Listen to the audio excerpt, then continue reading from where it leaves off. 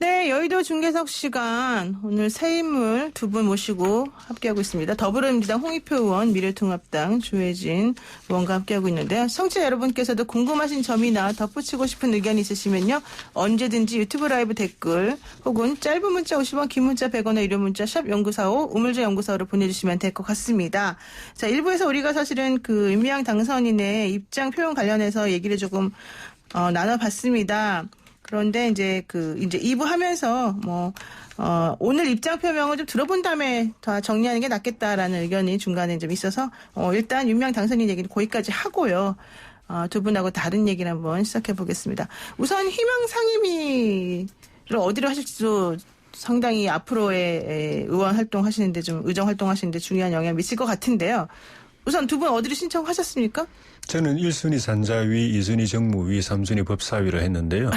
네. 일단은 경제 살리기가 제 우선 관심이고, 네. 두 번째는 그 다음 대선 앞두고 또 저희 당이 해야 될 여러 가지 과제들 생각하고, 그리고 저희 지역구 발전과 관련해서 또 국회 활동을 연계해야 될 부분 고민해가지고 새 상임위를 지원서를 했습니다. 네, 조혜진 의원은 지금 산자위, 그다음에 정무위, 법사위 쪽으로 이렇게 이런 순서를 하셨다는 거고, 홍 의원님 어떠세요? 저는 1순위가 기획재정위, 2순위가 외교통일위, 3순위가 정무위 이렇게 했는데요. 네. 아무래도 기획재정위 같은 경우는 코로나19 이후에 우리가 그 경제 문제를 어떻게 해야 될지 최근에 한국형 뉴딜 얘기도 나오고 네네. 하기 때문에 이 경제 어떤 그 방향이나 정책의 방향 이런 것들을 다루는 중요한 상임이라고 생각해서 선택을 했고, 아무래도 외교통일위원회는 제가 19대 때도 한번 했고 남북 문제나 한반도 문제가 앞으로 한 몇 년간이 매우 중요한 시기고, 특히 아마 대선을 앞두고도 굉장히 중요한 이슈가 될 거라고 생각하기 때문에 그것도 제가 좀 관심을 갖고 있고요. 정부에는 이제 20대 때 마무리하지 못했던 경제민주화 관련 여러 가지 법안들이 있습니다. 그래서 이 문제를 좀 더 마무리 짓고 싶어서 이 세 가지 상임위를 선택했습니다. 홍 의원님 같은 경우는 임종석 전 비서실장과 같이 좀 그쪽 문제에 좀 신경 쓰시겠다. 합류하시겠다 이런 얘기도 하셨던 것 같아요. 원래 저 같이 했었던 원래 단체고요. 하셨던? 예. 그렇군요. 좋습니다. 자, 그리고요. 여당 지도부 일각에서 지금 상임위원장 다 가져갈 수 있다 이러면서 사실은 원구성 관련해가지고 양쪽의 이견이라고 해야 되나요? 좀 팽팽한 것 같은데요. 2008년 7월 달에 주호영 당시 한나라당 수석 부대표도 똑같은 말을 했었단 말이에요. 한 석이라도 많은 당이 다 가져가도 된다, 이렇게. 근데 지금은 이제 완전히 반대 얘기를 하고 계셔서, 사실 이걸 그냥 협상 카드로 내세운 얘기라고 봐야 됩니까? 아니면 진짜 그럴 수도 있다, 이렇게 봐야 됩니까? 우선 이건 홍 의원님께 먼저 여쭤봐야 될 것 같아요.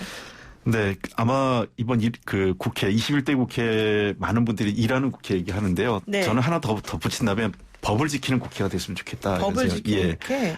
지금 국회가 개원 협상을 지금 하고 있는데, 원래 국회법에 따르면 6월 5일 날 국회를 개의해서, 본회의를 개의해서 의장, 부의장을 선출하고, 그다음에 6월 7일 날 상임위를 구성하고 8일 날 상임위원장을 선출하게 돼 있습니다. 이게 국회법에 때 정해진 날짜인데요.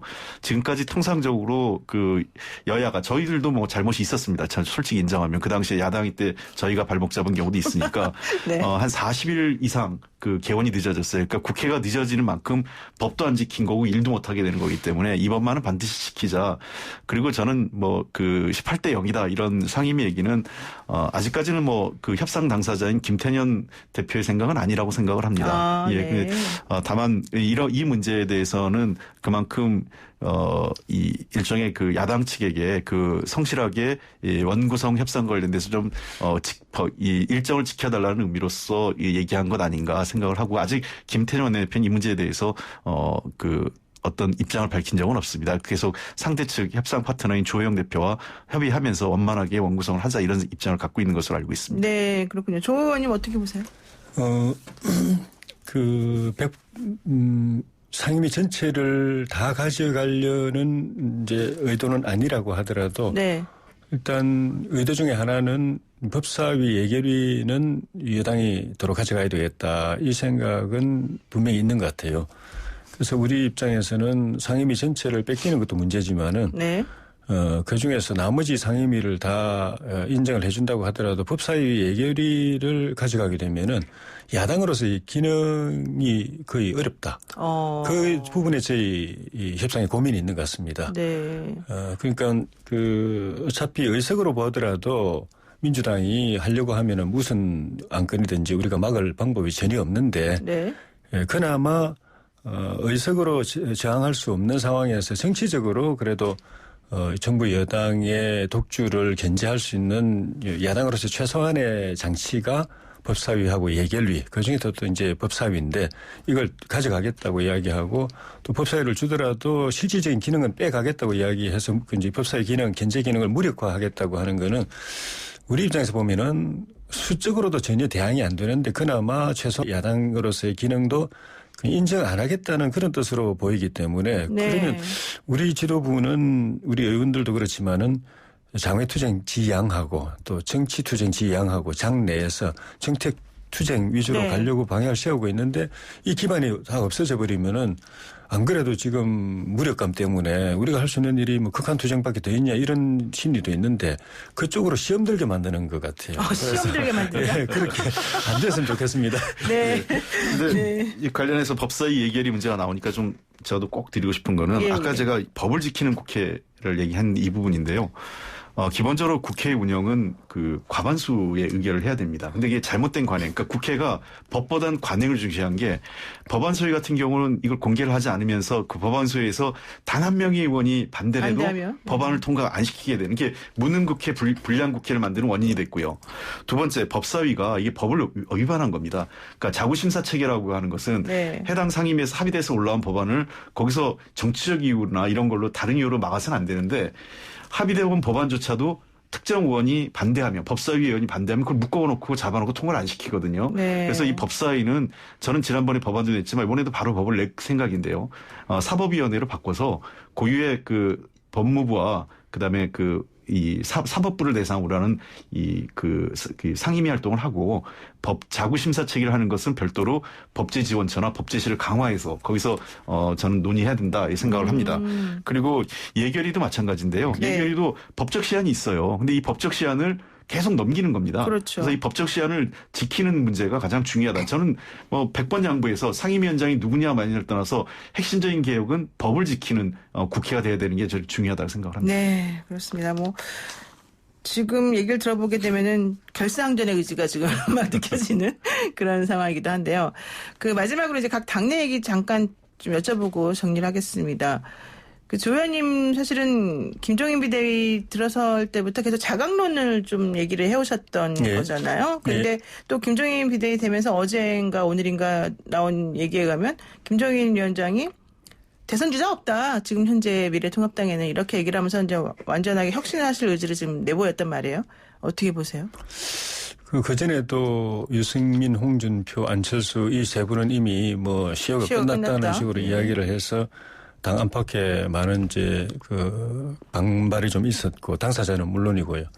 거기다가 또 40대의 경제 전문가로 네네. 대통령 만들겠다는 취지의 발언을 하시면서 이 대통령 후보 만드는 과정을 본인이 독단적으로 끌고 본인 생각하는 사람 대통령 만들려고 하는 것 아닌가 하는 그런 의문들이 제기가 되면서 불필요한 논란이 많이 야기가 됐는데 네네. 그런 부분은 옳지도 않지만 그런 말씀하시면 안 될 것 같아요. 본인이 시효가 지났다고 한 이분들이 사실은 굉장히 우리 당으로서는 중요한 큰 자산들입니다. 그런 부분들 그분이 다 대통령 후보는 될 수 없지만은 될 수 있는 자격은 갖춘 사람들이고 그중에 누가 될 수도 있는 것이고. 네네. 근데 그런 부분을 인위적으로 다 배제하고 본인이 마음에 든 사람을 밀어붙이겠다는 식의 느낌을 자꾸 주는 거는 비대위가 순항하는 데도 별로 도움이 되지 않을 것 같고. 네. 많은 사람들이 또 지금까지 드러나지 않았던 흔히 영어로 말하는 다크호스 같은 사람들 발굴해가지고 참신한 인물들을 더 많이 찾아내서 우리 대선 후보 주자군이 풍부해지도록 하는 데는